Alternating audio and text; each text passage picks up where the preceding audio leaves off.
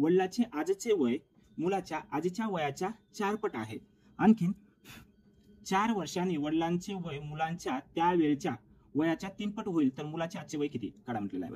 मित्रांनो, आजचे वय आणि 4 वर्षांनंतरचे वय याचं गुणोत्तर घेऊ. आपण हे 2 प्रकारे करू शकता. किती? 2 प्रकारे करू शकता.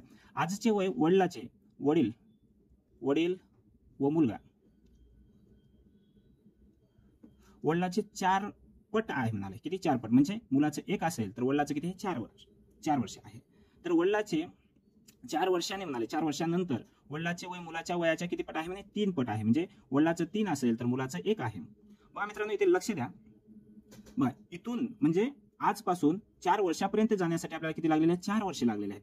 तर 4 वर्ष ह्या गुणोत्तरामध्ये सारखा फरक असला पाहिजे. म्हणजे वडिलांचं वय देखील 4 वर्षानंतरच आहे आणि मुलांचं वय देखील 4 वर्षानंतर आहे. तर मुलाच्या गुणोत्तरामध्ये वजाबाकी केलं म्हणजे दोघांचा फरक काढला तर काय ते 0 येते आणि या दोघांचा फरक काढला तर 1 येते. पण फरक काय असला पाहिजे? सारखा असला पाहिजे. ते फरक सारखा करण्यासाठी काय करावं लागेल? ह्या दोघांमधला जो फरक आहे 2 आणि ह्या दोघांमधला जो फरक आहे 3, ह्या 3 ने ह्या समीकरण म्हणजे 4 वर्षानंतरचे जे समीकरण आहे त्याला गुणून घ्या आणि ह्या 2 ने आजच्या समीकरणाला गुणून घ्या. मग आपलं गुणोत्तर वेगळं येईल. बघा, आता याच्याने याला गुणलं तर 4 2 8 आणि 2 1 2 हे आजचं गुणोत्तर झालं. हे काय झालं? आजचं गुणोत्तर झालं. मग आता 4 वर्षानंतर 3 त्रिक 9 3 1 3. बघा, आता दोन्ही मधला फरक कसा आहे? सारखा आहे. याच्यामध्ये फरक काय? 1 चा आहे आणि 2 आणि 3 मधला फरक 1 चा आहे. म्हणजे 1 चा फरक म्हणजे 1 चा फरक नसून काय आहे? तो 4 वर्षाचा फरक आहे. किती? 4 वर्षाचा फरक आहे. तर आपल्याला काय विचारलंय? मुलाचे आजचे वय म्हणजे आजचं वय जे आहे तो देखील आहे की नाही? काय आहे? 2 नसून त्याच्या 4 पट आहे. याच्या किती पट आहे? 4 पट आहे. याच्या 4 पट करा. किती झालं? 8 वर्ष वय झालं.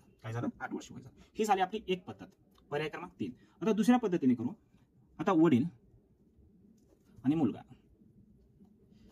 यांचं आजचं वय काय आहे? मुलाचं वय x असेल तर वडिलाचं वय 4x आहे. मग 4 वर्षानंतर काय? 4 वर्षानंतर 4x + 4 असणार आहे. काय? 4x + 4 आणि मुलाचं वय देखील 4 ने वाढणार.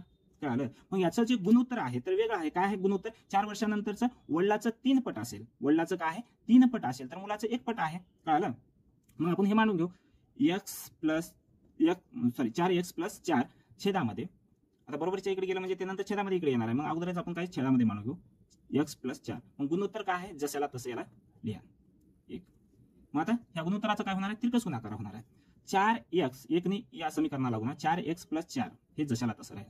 मग 3x + 12 3 चौक 12. कळालं मित्रांनो? बघा, आता हे चल एका बाजूला घेऊन या. 4x मधून 3x गेले तर राहिले किती? हो x बरोबर. हे जे इथे काय असणार? बरोबरीच्या बरोबर 12 जशाला तसं. हे प्लस आहे इकडे जाऊन काय होईल? मायनस होईल. म्हणजे या दोघांची वजाबाकी केलं तर x बरोबर काय राहते? 8. x बरोबर 8 म्हणजेच मुलाचे आज वय. x आपण काय गृहीत धरलं? मुलाचं आजचं वय.